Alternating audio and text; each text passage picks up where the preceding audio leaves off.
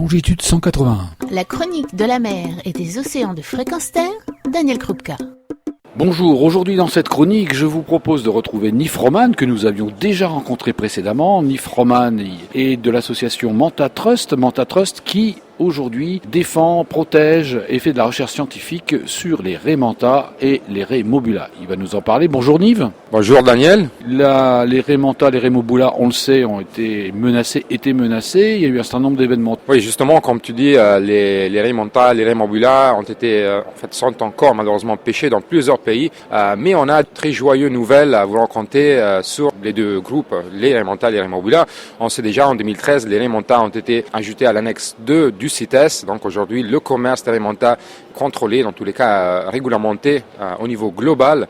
Et dans les dernières années, on s'est plutôt concentré sur les raies mobula, donc les petits cousins des raies manta un peu moins connus, mais autant menacés que les raies manta, pour lesquels en fait il n'y avait aucune protection au niveau international. C'est une dernière nouvelle en 2016, grâce à une campagne qu'on a lancée aussi avec l'aide de Longitude 181, avec vous justement, et avec plein d'autres associations, le gouvernement de Fidji qui avait proposé l'introduction de tous les 9 espèces de raies mobula à l'annexe 2 du CITES. Et bien en Sud-Afrique, cette année, en 2016, en septembre, les raies mobula ont été acceptées dans l'annexe 2 avec plus que 90% de pays qui ont voté à faveur de cette introduction. Donc un succès extraordinaire qui justement amène aujourd'hui les raies mobula au même niveau que les raies manta au niveau de protection et d'action internationale vers la protection de ces espèces menacées et par contre extraordinaires et magnifiques. Alors on trouve ces raies mobula où ? On les trouve partout dans le monde. C'est des animaux qui ont un peu la même distribution que les raies manta, mais qu'on trouve aussi dans les mers un peu plus froides. C'est des animaux pélagiques et que par exemple on retrouve même chez nous en Méditerranée, où il y a une espèce de raie mobula très particulière, la Mobula mobular, une des premières qui a été en fait décrite, de laquelle on connaît encore très très peu. On sait qu'elle est pêchée dans la Méditerranée, par exemple sur Gaza, donc sur la côte de la Méditerranée et plusieurs pays. On sait que la pêche à raie mobula, ça se passe aussi dans des pays de l'Afrique méditerranée et de l'Afrique atlantique. Et donc là, l'intérêt maintenant a vraiment commencé une campagne d'études sur ces 9 espèces. Peut-être il y en a plus, peut-être il y en a moins. En fait, même la classification de ces espèces est encore en train d'être revue par nos scientifiques. Les études génétiques sont encore très très limitées, c'est-à-dire qu'en fait, on a encore beaucoup à apprendre par rapport à cette espèce. On a beaucoup à apprendre par rapport aux menaces de cette espèce, où la pêche se passe, où ces animaux sont distribués et leur migration par exemple. Est-ce que c'est comme les manta, des animaux qui ont une distribution régionale, ou est-ce que c'est des animaux qui font des grandes migrations? Par exemple, un des nouveaux découvertes au niveau scientifique par rapport aux raies mobula, c'est le fait que, en fait, ils font des assez importantes migrations. On a suivi des raies mobula pendant plus que 3000 km de migration, et on a découvert que c'est des animaux qui descendent à très grande profondeur, jusqu'à 2000 mètres de profondeur à une vitesse de 30 km par heure. En fait, ça a sorti être l'animal, le poisson, avec la vitesse de plongée plus importante parmi tous les animaux de la planète. Alors sur les raies manta aussi, des nouvelles scientifiques, je crois, non ? C'est juste un an qu'on a commencé à collaborer avec le National Geographic pour installer sur ces animaux des appareils vidéo, des caméras en fait. C'est une technologie nouvelle que le National Geographic a développée et qui nous a donné à utilisation pour les raies manta. Les raies mobula, c'est un peu compliqué, mais pour l'instant, on fait ça sur les raies manta. Et le but, en fait, c'est de suivre, de pouvoir en fait observer qu'est-ce que ces animaux font une fois qu'ils descendent en profondeur.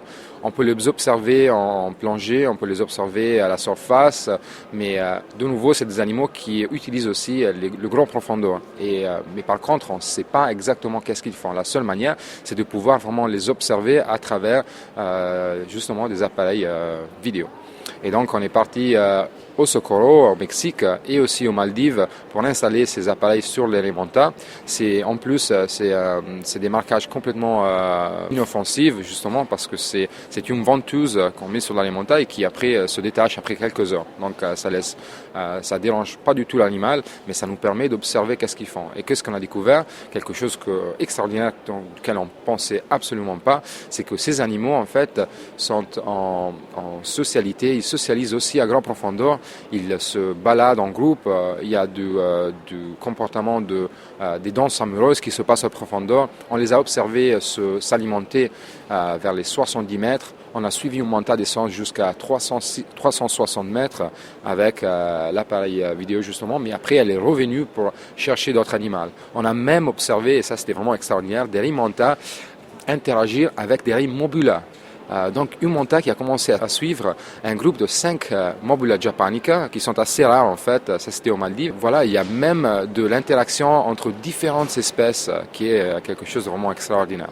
Qu'est-ce qu'on fait pour la suite alors maintenant dans ces programmes-là? Le fait que les rimantas et les rimobula soient aujourd'hui dans l'annexe 2 du CITES, c'est le premier état et maintenant on a une campagne globale internationale avec des séminaires et des conférences dans différents pays pour instruire les représentants de gouvernement à par exemple l'identification des espèces puisque les gouvernements puissent contrôler et réglementer eux-mêmes le commerce et la pêche de ces espèces. Donc on a maintenant une campagne qui va prendre des années parce que la CITES est représentée par 180 pays au monde. On veut justement instruire tous les représentants gouvernementaux de tous ces pays.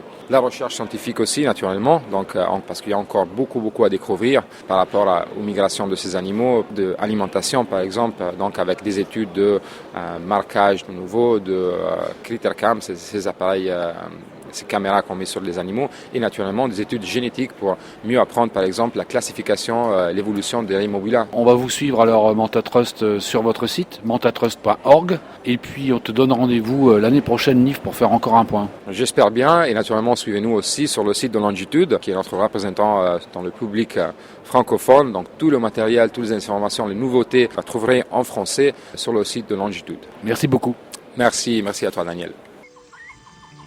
Retrouvez et podcastez cette chronique sur notre site fréquenceterre.com.